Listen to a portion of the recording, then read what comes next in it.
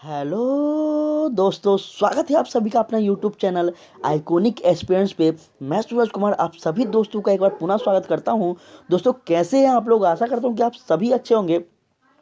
और दोस्तों, जैसा कि आप सभी को पता है, अभी हम लोग 2023 में काफ़ी ज़्यादा वैकेंसी आने वाले हैं दोस्तों। और इसी को ध्यान में रखकर हम सभी आपको जितना ज़्यादा बेहतर से बेहतर कंटेंट हो, जो आपको एग्ज़ाम में आपका बेहतर मार्क्स लाए, आपका रैंक को बढ़ा सकता है, हम पूरा प्रयास कर रहे हैं दोस्तों। इसी के हम सेशन में आपको भारत के 2022 में जितने भी रिपोर्ट थे, मसौदा, नीतियाँ और सूचकांक थे, इन सभी का हम क्लास लेकर आए थे। तो दोस्तों, इसमें हम लोग पार्ट 1 कर चुके हैं, ठीक है। जो भी लोग नहीं देखें तो प्लीज़ आप लोग लिंक को डिस्क्रिप्शन में है, जाकर देख लेंगे, ठीक है। पार्ट 1 में हम लोग सभी तरह का बात किए थे, भारत सरकार की जितने भी महत्वपूर्ण नीतियां हैं और बहुत भारत सरकार की जितने भी इंडेक्स थे, उन सभी का हम लोग बात किए थे। कुछ इंडेक्स जो है बच गया था दोस्तों, तो उसको हम लोग आज के क्लास में करने वाले थे, ठीक है। तो चलिए दोस्तों, हम लोग बिना देर करते हुए अपने सेशन की ओर बढ़ते हैं, ठीक है। तो हम लोग दोस्तों यहाँ तक हम लोग क्लास को किए थे, ठीक है। अब हम लोग यहाँ से नेक्स्ट से हम लोग बात करेंगे, जिसमें हम लोग को इस वर्ष की बात करनी थी यहाँ से दोस्तों, कि इस वर्ष के स्वच्छ सर्वेक्षण में कुल कितने शहरों का आकलन किया गया है, यहाँ से हम लोग को बात करना। तो याद रखेंगे दोस्तों, ठीक है, याद रखेंगे। यह क्या हो रहा है दोस्तों, तो 2022 की बात की जा रही है। भारत सरकार की जितने भी महत्वपूर्ण रिपोर्ट थे, उन सभी का हम लोग यह सेशन में क्या कर रहे हैं, डाटा के आधार पर हम लोग क्लासेस कर रहे हैं, क्योंकि यह भारत सरकार का इम्पोर्टेंट डाटा है और किसी भी एग्ज़ाम को लेकर इम्पोर्टेंट है दोस्तों। तो प्लीज़ आपसे रिक्वेस्ट है कि आप क्लास को पूरा देखें, उसके बाद आप डिसाइड करें कि यह मेरे लिए इम्पोर्टेंट है या फिर नहीं है। पहले ज़रूर आप क्लास को पूरा देखें। तो चलिए स्टार्ट करते हैं दोस्तों। प्रश्न नंबर पहला है, इस वर्ष के स्वच्छ सर्वेक्षण में कुल कितने शहरों का आकलन किया गया है? तो याद रखेंगे दोस्तों, 4,354 जो है दोस्तों, याद रखेंगे 4,354 जो शहर है दोस्तों, इसका आकलन किया गया है। कब? 2022 के स्वच्छ सर्वेक्षण में। याद रखेंगे दोस्तों, काफ़ी ज़्यादा इंपॉर्टेंट है आप सभी के लिए। नेक्स्ट है दोस्तों, स्वच्छ भारत मिशन कब प्रारंभ हुआ था? तो याद रखेंगे दोस्तों, कब हुआ था? जब बीजेपी की सरकार बनी थी, जब भारत के प्रधानमंत्री श्री नरेंद्र मोदी बने थे, तभी से क्या हुआ था, 2 अक्टूबर 2014 को क्या रखा गया था, तो भारत में क्या रखा गया था, स्वच्छ भारत मिशन का क्या रखा गया था, योजना का शुभारंभ किया गया था, ठीक है दोस्तों। स्वच्छ सर्वेक्षण के प्रथम संस्करण का आयोजन किस वर्ष किया गया था? तो याद रखेंगे दोस्तों, यह किया गया था आपका वर्ष 2016 में। सबसे पहला संस्करण कब किया गया था आपसे पूछा जाए तो 2016 में। और प्रारंभ कब किया गया था? तो 2 अक्टूबर 2014 को, ठीक है। महात्मा गांधी के जन्मदिन के दिन ही इन्हें याद किया जाता है, क्योंकि स्वच्छ सर्वे जो है वह क्या है, महात्मा गांधी का एक सपना था दोस्तों। इस चीज़ को आप सभी को समझना चाहिए। वर्ष 2021-22 के लिए भारत में सूचना आयोग आईसी, ठीक है, के प्रदर्शन पर रिपोर्ट कार्ड किसके द्वारा जारी किया गया? तो याद रखेंगे दोस्तों, किसके द्वारा किया गया? सतर्क नागरिक संगठन के द्वारा किया गया है। और यह कब किया गया है दोस्तों? तो अक्टूबर 2022 में किया गया, ठीक है। काफ़ी ज़्यादा बेस्ट इन्फॉर्मेशन है दोस्तों आप सभी के लिए, ठीक है। तो याद रखेंगे दोस्तों, और 100% आपको यहाँ से 2 से 3 प्रश्न देखने को मिलेंगे, क्योंकि ये डायरेक्ट भारत सरकार के डाटा से उठाया गया है, या डायरेक्ट भारत सरकार का डाटा है दोस्तों। तो प्लीज़ आप सब थोड़ा सा क्लास को पेशेंस रखेंगे, ठीक है। रिपोर्ट कार्ड का आधार था क्या? क्या सूचना के अधिकार आरटीआई के तहत किए गए जवाब का क्या था दोस्तों? रिपोर्ट का जो आधार था, जो यह भारत सरकार के द्वारा 2021-22 के लिए क्या किया गया था, तो भारत में सूचना आयोग का प्रदर्शन की रिपोर्ट जो पेश किए गए थे, वह आधार क्या था आपसे पूछ रहा है। तो याद रखेंगे दोस्तों, सूचना के अधिकार, जिसे आरटीआई कहते हैं, ठीक है, इसके तहत दिए गए जवाब का यह आधार था, ठीक है। किसी को कोई समस्या दोस्तों? आगे हम लोग बात करते हैं। तो कह रहा है, इस रिपोर्ट कार्ड के अनुसार देश के वह 2 राज्य जहां स्थिति सूचना आयोग पूरी तरह से निष्क्रिय थी। तो याद रखेंगे दोस्तों, वह राज्य कौन सा है? तो झारखंड एवं त्रिपुरा है दोस्तों। इस चीज़ को आप सभी याद रखेंगे, ठीक है। चलिए आगे हम लोग बात करें तो कह रहा है दोस्तों कि उपराष्ट्रपति द्वारा भारत पर्यटन सांख्यिकी, ठीक है, ITS, ठीक है, 2022 शीर्षक से रिपोर्ट को किस अवसर पर जारी किया गया? तो याद रखेंगे दोस्तों, विश्व पर्यटन दिवस, या फिर याद रखेंगे आपको विश्व पर्यटन दिवस के आधार पर किया गया है दोस्तों, और अवसर पे किया गया है। और यह कब किया गया है? तो 27 दिसंबर 2022 को किया गया है। ठीक है दोस्तों, कोई भी प्रॉब्लम तो आप सभी हमें कमेंट में जरूर बताएंगे दोस्तों। ठीक है, चलिए आगे बात कर रहा है दोस्तों कि इस रिपोर्ट का तैयार किया गया है किसके द्वारा? तो पर्यटन मंत्रालय के द्वारा किया गया है। इस रिपोर्ट को जो तैयार किया गया है वह किसके द्वारा किया गया है? तो पर्यटन मंत्रालय या फिर पर्यटन विभाग के द्वारा किया गया है। इस चीज़ को आप सभी लोग याद रखेंगे। चलिए, इस रिपोर्ट का कौन सा संस्करण है? तो याद रखेंगे दोस्तों, यह जो रिपोर्ट 2021-22 का जो किया गया है पेश, यह 63 मतलब 63वां संस्करण है दोस्तों। इस चीज़ को आप सभी याद रखेंगे। चलिए, शोषण अभियान पर चौथी प्रगति रिपोर्ट किसने जारी की? तो याद रखेंगे दोस्तों, नीति आयोग ने क्या की? शोषण अभियान पर चौथी प्रगति रिपोर्ट जारी की। वो भी कब की? तो दिसंबर 2022 को की। किसी को कोई दिक्कत दोस्तों तो प्लीज़ हमें कमेंट में बताएं आप लोग। ठीक है, हम अपने तरफ से 100% आपके लिए बेहतर से बेहतर कंटेंट लाने का प्रयास कर रहे हैं, ताकि आप जब भी एग्जाम में बैठें तो 100% आपको वहाँ से क्वेश्चन देखने को मिले। ठीक है, चलिए, इस रिपोर्ट का शीर्ष क्या है? तो याद रखेंगे दोस्तों, भारत में शोषण, क्या है? भारत में शोषण पर प्रगति का संरक्षण या महामारी के समय पोषण अभियान। क्षमा चाहूँगा दोस्तों, थोड़ा सा मैं यहाँ पे क्या हुआ गया, पोषण है तो मैं शोषण पढ़ दिया, तो थोड़ा सा मैं क्षमा चाहूँगा आप सभी से कि एक्चुअली में मेरा थोड़ा सा तबीयत खराब है दोस्तों, तो आप सभी से मैं क्षमा चाहूँगा। ठीक है, क्या कर रहा है? इस रिपोर्ट का शीर्षक क्या है? तो भारत में पोषण पर प्रगति का संरक्षण या फिर महामारी के समय पोषण अभियान, इसका क्या है? रिपोर्ट का शीर्षक है। याद रखेंगे इस चीज़ को। चलिए, वर्ष 2020 में पोषण अभियान के क्रियान्वयन में सिर्फ 3 बड़े राज्य हैं। तो याद रखें, क्रमशः क्रम के आधार पर यह देखिए, सबसे पहले महाराष्ट्र है दोस्तों, आंध्र प्रदेश एवं गुजरात। ठीक है, यह 3 राज्य जो है दोस्तों, यह क्या है? तो 2020 में शोषण अभियान के क्रियान्वयन में शीर्ष स्थान प्राप्त किए हैं। किसी को कोई दिक्कत? वर्ष 2020 में शोषण अभियान के क्रियान्वयन में शीर्ष 3 छोटे राज्य कौन हैं? तो इसे भी हम लोग याद रखें। जब बड़े की बात आए तो छोटे की भी बात बिल्कुल आनी चाहिए। और इसमें है दोस्तों, सबसे पहले सिक्किम, मेघालय एवं त्रिपुरा। यह क्या है दोस्तों? 3 राज्य हैं। वर्ष 2020 में शोषण अभियान के क्रियान्वयन में शीर्ष केंद्र शासित प्रदेश हैं, उसका हम लोग बात करें तो देखते हैं तो कौन है दोस्तों? क्रम के आधार पर देखते हैं तो सबसे पहले है दादरा एवं नागर हवेली, और क्या है? दमन एवं दीप, चंडीगढ़ और अंडमान एवं निकोबार द्वीप समूह। यह है दोस्तों, आप याद रखेंगे। ठीक है, क्या है?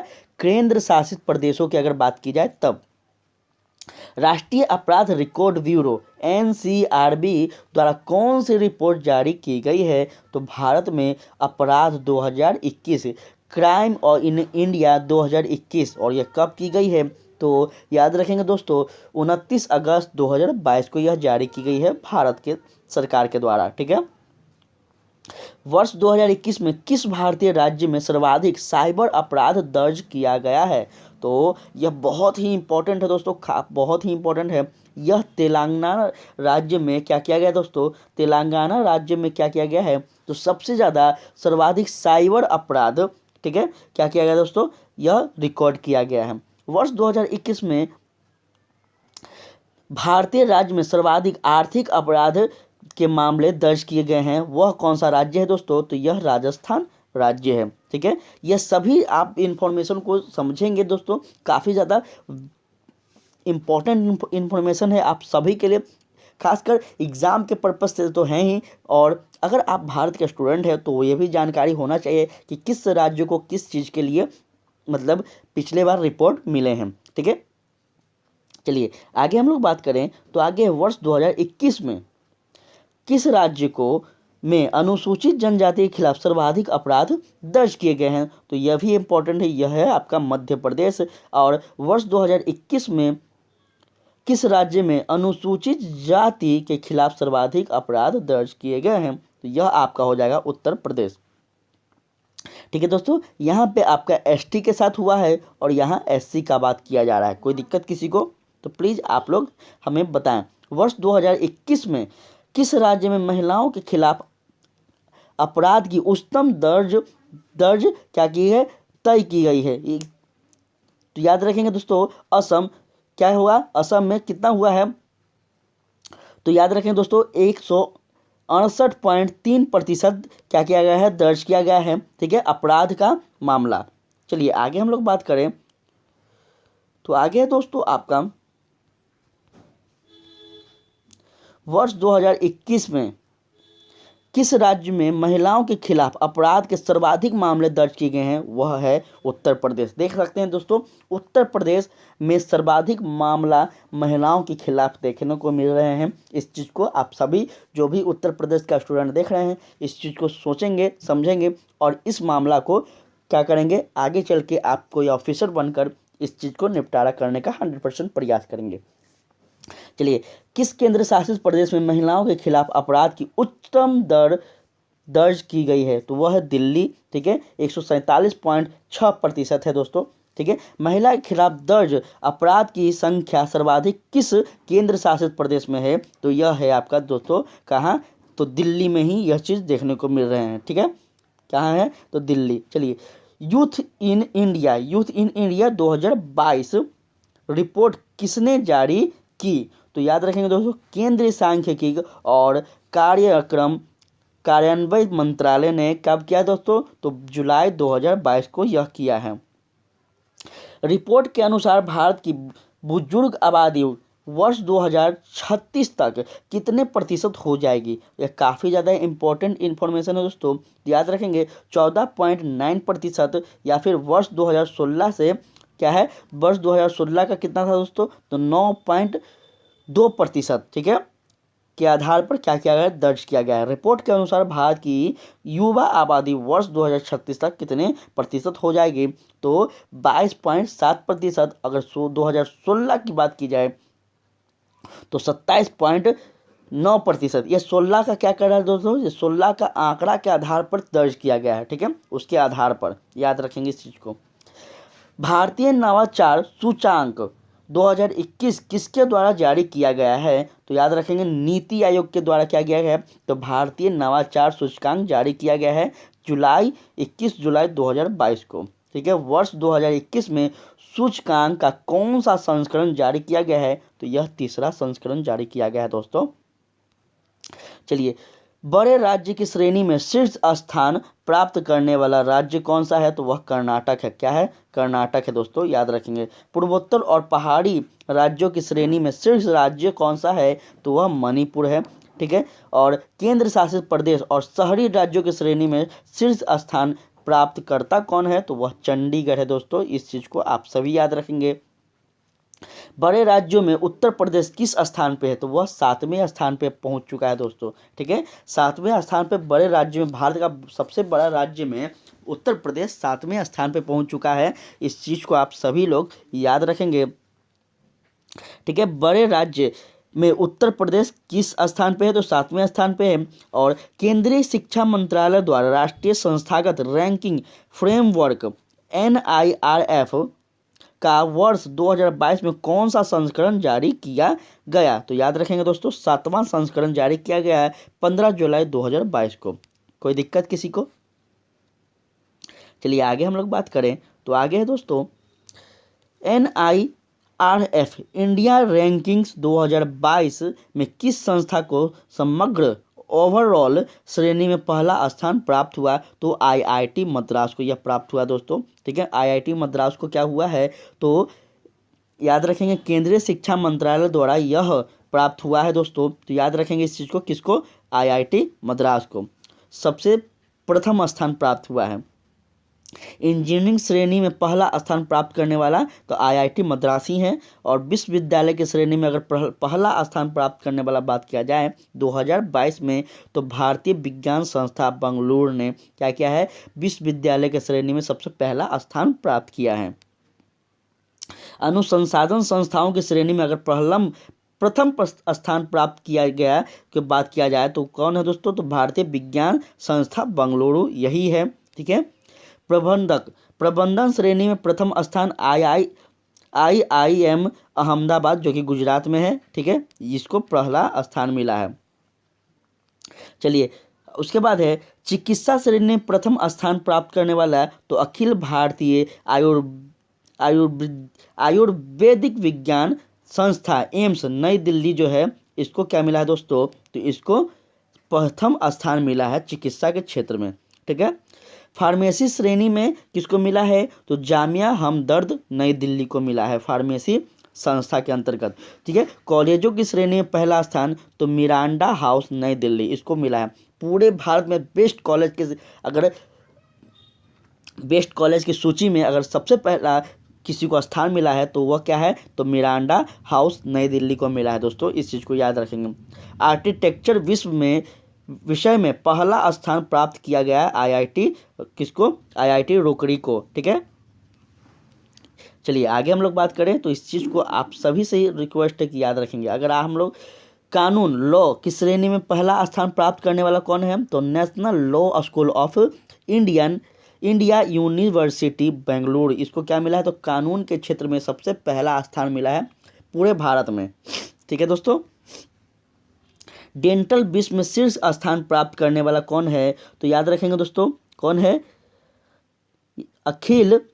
कौन है दोस्तों, एक सेकेंड दीजिएगा थोड़ा सा यहाँ पे। ठीक है दोस्तों, तो इसका डेंटल विश्व में किसका मिला है, डेंटल के क्षेत्र में, तो याद रखेंगे दोस्तों Savita institute of medical and technical science Chennai को मिला है। ठीक है, सबसे पहला स्थान। ठीक है। किस केंद्रीय मंत्रालय द्वारा पहली pharmacy drainage effects of district PGID report जारी की गई है, तो याद रखेंगे दोस्तों यह किसके द्वारा की गई है, केंद्रीय शिक्षा मंत्रालय द्वारा यह किया गया है। इस चीज़ को याद रखें, कब किया गया है दोस्तों, तो 27 जून 2022 को किया गया है। ठीक है। यह रिपोर्ट किस अवधि हेतु जारी की गई है, तो याद रखेंगे दोस्तों यह जो अवधि है यह वर्ष 2018-19 एवं 19-20 के हेतु क्या किया गया है, जारी किया गया है दोस्तों। कौन सा रिपोर्ट, तो याद रखेंगे दोस्तों केंद्रीय मंत्रालय द्वारा पहली फार्मेस ग्रेडिंग इफेक्ट ऑफ डिस्ट्रिक्ट्स जो है रिपोर्ट जारी किया गया है। इस रिपोर्ट के अनुसार वर्ष 2019 और 20 में भारत में कुल स्कूल शिक्षा में सर्वश्रेष्ठ प्रदर्शन करने वाला जिला जो कौन है, तो याद रखेंगे दोस्तों वह सीकर है जो कि राजस्थान का है। यह बहुत ही ज़्यादा एक कह सकते हैं गौरव की बात है बिहार के लिए, राजस्थान के लोगों के लिए। ठीक है दोस्तों, ठीक है। चलिए आगे हम लोग बात करें तो केंद्रीय स्वास्थ्य एवं परिवार कल्याण मंत्रालय ने किस सूचकांक को जारी किया, तो याद रखेंगे दोस्तों किस सूचकांक को किया, तो याद रखेंगे राज्य खाद्य सुरक्षा सूचकांक 21-22 को क्या किया, राज्य खाद्य सुरक्षा सूचकांक 21-22 को जारी किया है। इसके अंतर्गत क्या है, तो इसके अंतर्गत 3-4 चीज़ आते हैं। ठीक है, किसके आधार पर किया है उसको भी हम लोग, ठीक है। तो आधार की अगर बात की जाए तो पहला है संस्करण कौन सा है दोस्तों, तो याद रखेंगे चौथा है। बड़े राज्यों में प्रथम स्थान कौन पाया है, तो तमिलनाडु पाया है। छोटे राज्यों में गोवा पाया है और केंद्र शासित प्रदेशों में प्रथम स्थान कौन पाया है, तो जम्मू कश्मीर पाया है। ठीक है दोस्तों, इतना ज़्यादा डिटेल था आपके लिए, जो भी डिटेल था आपको मिला है और इससे बाहर तो आएगा भी नहीं। ठीक है। राज्य खाद्य सुरक्षा सूचकांक में बड़े राज्यों की श्रेणी में उत्तर प्रदेश किस स्थान पर स्थित है, तो याद रखेंगे 8वां स्थान पर है और उसको स्कोर कितना मिला है, तो 54.5% क्या मिला है दोस्तों, इसको स्कोर मिला है। हाल ही में राज्य ऊर्जा और जलवायु सूचकांक, ठीक है, SECI किसके द्वारा जारी किया गया है, तो नीति आयोग के द्वारा जारी किया गया है 11 अप्रैल 2022 को। ठीक है, यहाँ पे आपको सब कुछ मिल रहा है दोस्तों। ठीक है, कौन सा रिपोर्ट किसके द्वारा जारी किया गया है और डेट भी मिल रहा है। अगर आप उस समय नहीं भी जान पाए होंगे तो आज इस सेशन से आप जान जाएंगे कि कौन सा रिपोर्ट किस दिन को जारी हुआ है और किस संदर्भ में जारी हुआ है। ठीक है दोस्तों, तो चलिए इस सूचकांक में बड़े राज्यों में शीर्ष स्थान पाने वाला राज्य जो है वह है क्या है, तो गुजरात है। और छोटे राज्यों में गोवा का प्रथम स्थान है दोस्तों। ठीक है, बड़े राज्यों में उत्तर प्रदेश का स्थान है कितना, तो 13वां। किस चीज़ की बात की जा रही है दोस्तों, तो हाल ही में जो ऊर्जा और जलवायु सूचकांक पेश किए गए हैं उसकी बात की जा रही है। ठीक है, उसके बाद है किस केंद्र शासित प्रदेश का इस सूचकांक में पहला स्थान है, तो यह है आपका चंडीगढ़ दोस्तों। इस चीज़ को याद रखेंगे, काफ़ी ज़्यादा इंपॉर्टेंट फैक्ट है दोस्तों।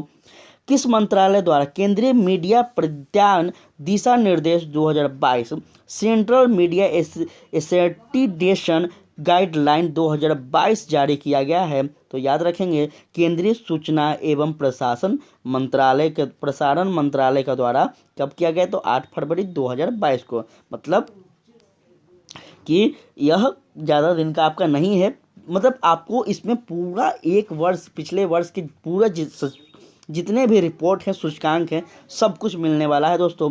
पार्ट यह 2 है, पार्ट 1 ऑलरेडी अपलोडेड है।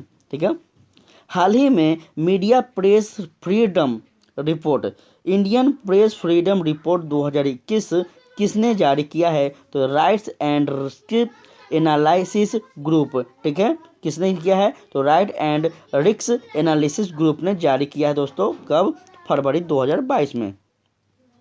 इस रिपोर्ट के अनुसार पत्रकारों का सर्वाधिक हमले किस राज्य केंद्र शासित प्रदेश में हुए हैं, जम्मू एंड कश्मीर में हुए हैं। इस रिपोर्ट के अनुसार क्या किया गया है कि पत्रकारों पर कितना, कौन सा राज्य में पत्रकारों पे क्या किया गया है, तो फ्रीडम नहीं मिला है, किस राज्य में उनको रोका गया है, तो वह जम्मू कश्मीर है। ठीक है, हाल में इस रिपोर्ट के अनुसार पत्रकारों एवं मीडिया संगठनों पर हमले की दृष्टि से शीर्ष 4 राज्य या फिर केंद्र शासित प्रदेश को देखते हैं। तो रैंक को आप देख सकते हैं।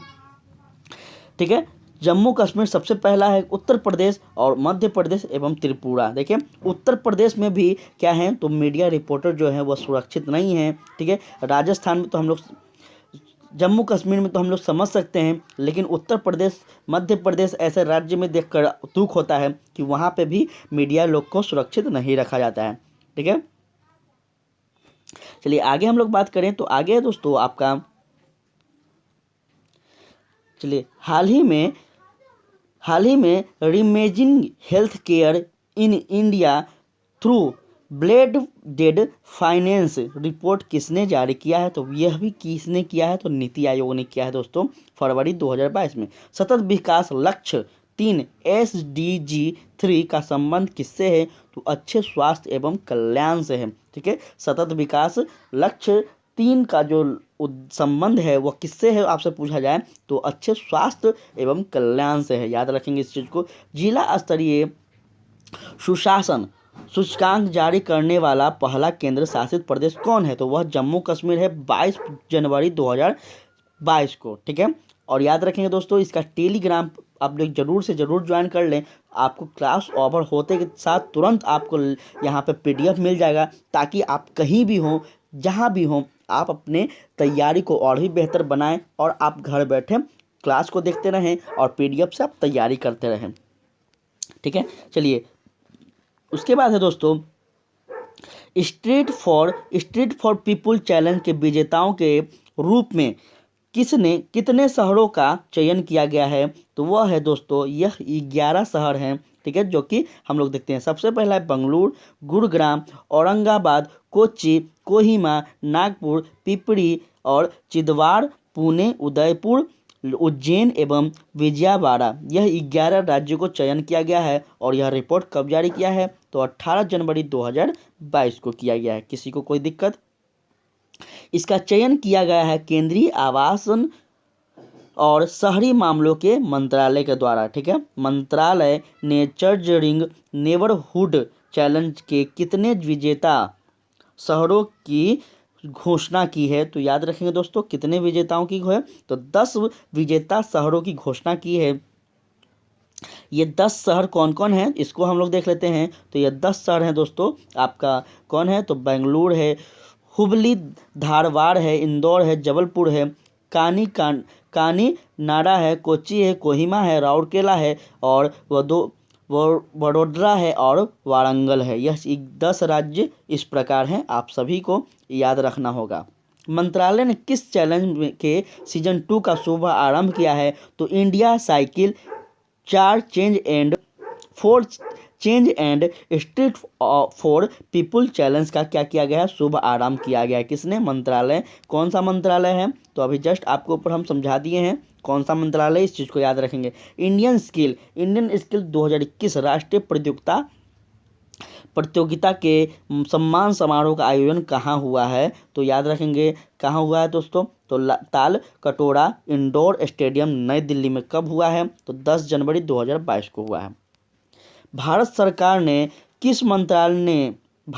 के किस मंत्रालय ने इसका आयोजन किया है? तो कौशल विकास एवं उद्यमी मंत्रालय ने, SMDE। ठीक है। प्रतियोगिता के शीर्ष 3 विजेता राज्य कौन हैं? तो ओडिशा, महाराष्ट्र और कौन है दोस्तों? तो केरल है। ठीक है, इस चीज़ को याद रखेंगे, पूरा आपको मिल रहा है। चलिए, प्रतियोगिता में उत्तर प्रदेश का स्थान कितना है? तो 13वां है। उसमें अगर मेडल जीतने वाले की अगर बात की जाए तो वह कौन है? सबसे 1 स्वर्ण, 2 रजत, 2 कांस्य और 2 उत्कृष्टता पदक। यह क्या है दोस्तों?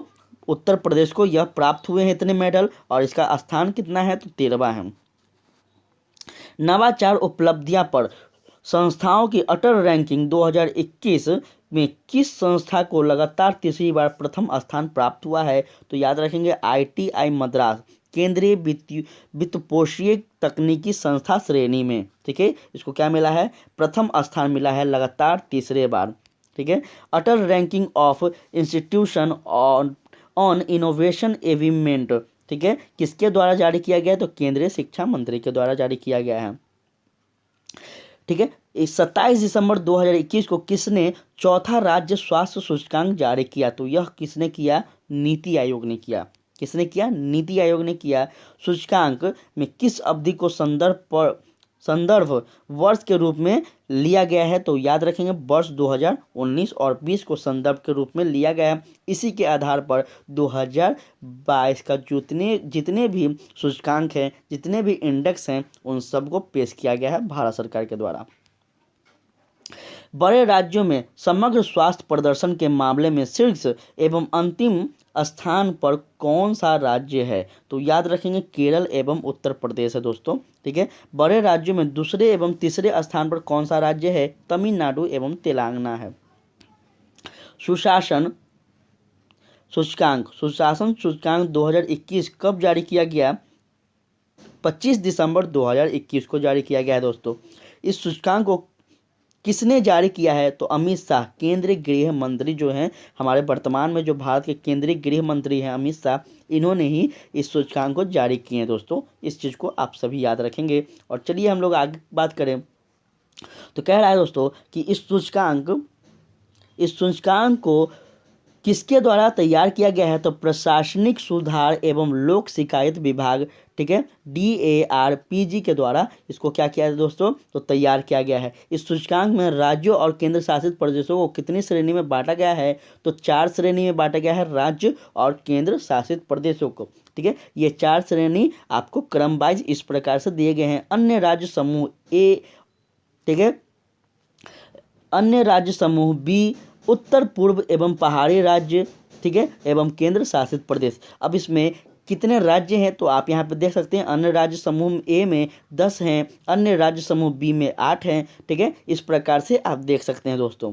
चलिए, समूह A सिर्फ में स्थान प्राप्त करने वाला जो राज्य है वह कौन सा है? तो गुजरात है। समूह A में जो शीर्ष स्थान प्राप्त करने वाला है वह राज्य कौन सा है? तो गुजरात है। और समूह B में शीर्ष स्थान प्राप्त करने वाला कौन है? तो मध्य प्रदेश है। उत्तर पूर्व और पहाड़ी राज्यों में शीर्ष स्थान किसने है? तो हिमाचल प्रदेश है। केंद्र शासित प्रदेश में शीर्ष स्थान दिल्ली है। कोई भी दिक्कत? चलिए, केंद्र शासित प्रदेशों में शीर्ष स्थान दिल्ली का है। और उत्तर प्रदेश को किस श्रेणी में रखा गया है? तो वह समूह B में रखा गया है दोस्तों। याद रखेंगे, समूह B में रखा गया है उसको।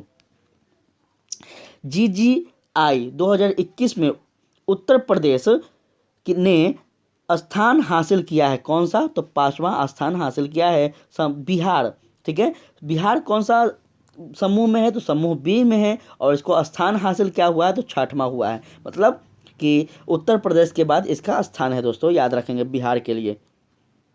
ठीक है, बिहार कौन सा समूह में है तो अन्य, तो कौन सा समूह में है दोस्तों, समूह बी में है, अन्य राज्य समूह बी में, जिसमें 8 राज्य हैं, जिसमें उत्तर प्रदेश और बिहार दोनों हैं। चलिए, सुशासन दिवस प्रतिवर्ष कब मनाया जाता है तो 25 दिसंबर को। ठीक है, जब क्रिसमस डे हम लोग मनाते हैं उसी दिन याद रखेंगे दोस्तों सुशासन दिवस भी मनाया जाता है। तो प्लीज़ आप सभी से रिक्वेस्ट है कि आप लोग सिर्फ क्रिसमस डे को ना मनाएं, सुशासन दिवस को भी मनाएं, क्योंकि यह हमारा भारतीय दिवस है। चलिए, किस वर्ष प्रधानमंत्री की जयंती पर उन्हें सम्मान हेतु देने हेतु मनाया जाता है तो अटल बिहारी वाजपेयी के द्वारा क्या होता है दोस्तों, अटल बिहारी वाजपेयी जी का जो क्या है जयंती है, उनके सम्मान देने पर क्या मनाया जाता है क्या तो सुशासन दिवस जो है इनके सम्मान के दिवस पर मनाया जाता है। मतलब कि अटल बिहारी वाजपेयी जो है उनका जन्मदिन कब है तो याद रखेंगे 25 दिसंबर को है। ठीक है, चलिए, पहला सतत विकास लक्ष्य शहरी सूचकांक 2021-22 जारी किया गया, वह कब किया गया तो नीति आयोग ने किया, कब किया 23 नवंबर 2021 को। ठीक है, पहले सतत विकास लक्ष्य शहरी सूचकांक में शीर्ष 3 स्थान प्राप्त किया गया है, उसमें क्रमशः कौन है तो सबसे पहला है शिमला, उसके बाद है कोयम्बटूरा एवं चंडीगढ़। यह 3 जो है दोस्तों, कोयम्बटूर और चंडीगढ़, यह 3 जो है क्या है दोस्तों 3 शहर हैं जो प्रथम स्थान मतलब रैंक के आधार पर प्राप्त किए हैं। चलिए, भारतीय पुलिस फाउंडेशन द्वारा जारी स्मार्ट पुलिसिंग इंडेक्स 2021 में शीर्ष स्थान है किसका तो आंध्र प्रदेश, तेलंगाना एवं असम का। कब जारी किया गया है तो नवंबर 2021 में। स्मार्ट पुलिसिंग इंडेक्स 2021 में उत्तर प्रदेश पुलिस ने कितना स्थान प्राप्त किया है तो 28वां स्थान प्राप्त किए हैं, इस चीज़ को याद रखेंगे। स्मार्ट पुलिस इंडेक्स 2021 में राज्य ने अंतिम स्थान कौन है तो 29वां है, और हासिल कौन कर रहा है तो बिहार का, मतलब बिहार को क्या मिला है 29वां स्थान मिला है, 28वां उत्तर प्रदेश को और मतलब 29वां बिहार को। चलिए, पुलिस थाने को ग्रेड देने हेतु गृह मंत्रालय की वार्षिक एक्सरसाइज के हिस्से के रूप में देश के सर्वश्रेष्ठ पुलिस स्टेशन के रूप में स्थान किया गया है, वह कौन है दोस्तों तो वह है क्रम के आधार पर क्या है सदर बाजार थाना दिल्ली, गंगापुर थाना ओडिशा, भट्टुकला थाना हरियाणा। इसको क्या किया है दोस्तों तो इसको स्थान क्रम के आधार पर मिला है किसमें तो पुलिस थाने के ग्रेड हेतु गृह मंत्रालय एक्सरसाइज के हिस्से के रूप में सर्वश्रेष्ठ पुलिस स्टेशन के रूप में माना गया है। ठीक है, पूरे भारत में यह सर्वश्रेष्ठ पुलिस स्टेशन है, इस चीज़ को याद रखेंगे। ठीक है, चलिए, उसके बाद कह रहा है दोस्तों राज्य ऊर्जा दक्षता सूचकांक 2020 स्टेट एनर्जी इफिशियंसी इंडेक्स 2020 का विकास किया है किसने तो ऊर्जा दक्षता ब्यूरो। ठीक है, तथा alliance for an energy efficient economy. ठीक है दोस्तों, इस चीज़ को आप सभी याद रखेंगे। वह राज्य जिसने राज्य ऊर्जा दक्षता सूचकांक 2020 में प्रथम स्थान प्राप्त किया वह है कर्नाटक। कब हुआ तो 22 अक्टूबर 2021 को। राज्य ऊर्जा दक्षता सूचकांक 2020 में अग्रणी, ठीक है, अग्रणी श्रेणी में शामिल 2 राज्य कौन हैं तो कर्नाटक हैं और राजस्थान है, इस चीज़ को आप सभी याद रखेंगे दोस्तों। ठीक है, तो कैसा लगा इन्फॉर्मेशन, और अगर अच्छा लगा हो तो प्लीज़ आप सभी दोस्तों से रिक्वेस्ट है कि अगर कुछ भी यहाँ से आपने कुछ भी प्राप्त किया तो प्लीज़ आप चैनल को सब्सक्राइब कर देंगे, लाइक कर देंगे और शेयर कर देंगे, ताकि देखिए एक दिन में कोई भी विद्वान नहीं बन पाता है। अगर आप रेगुलर क्लासेस करते हैं, रेगुलर हमारे कंटेंट पे फॉलो करते हैं तो 100% यकीन मानिए आपका गवर्नमेंट जॉब कोई नहीं रोक सकता है। तो प्लीज़ दोस्तों आप आइकॉनिक स्टूडेंट से जुड़ जाएं। मैंने पहले नहीं बोला सब्सक्राइब करने को, पहले क्लास को देखिए, कंटेंट को देखिए, उसके बाद आप डिसाइड कीजिए। तो ठीक है दोस्तों, कल के सेशन में मिलते हैं हम लोग और भी बेहतरीन कंटेंट के साथ, जो भी आपके लिए आपके एग्ज़ाम को लेकर बेहतर कंटेंट होगा, जो भी हम मतलब कि किसी भी एग्ज़ाम को लेकर मतलब हो कि हमेशा पूछे जाते हैं ऐसा चीज़, वैसे चीज़ को मैं चुनकर आपके लिए लाऊंगा, ताकि जब आप एग्ज़ाम में बैठे हमारे क्लास को देखकर, हमारे PDF को देखकर, तो आपको लगे ना कि हमने टाइम वेस्ट किया है। तो प्लीज़ दोस्तों आप सभी इस सेशन से जुड़े रहें। ठीक है दोस्तों, कल मिलते हैं नए सेशन में, तब तक के लिए जय हिंद जय भारत।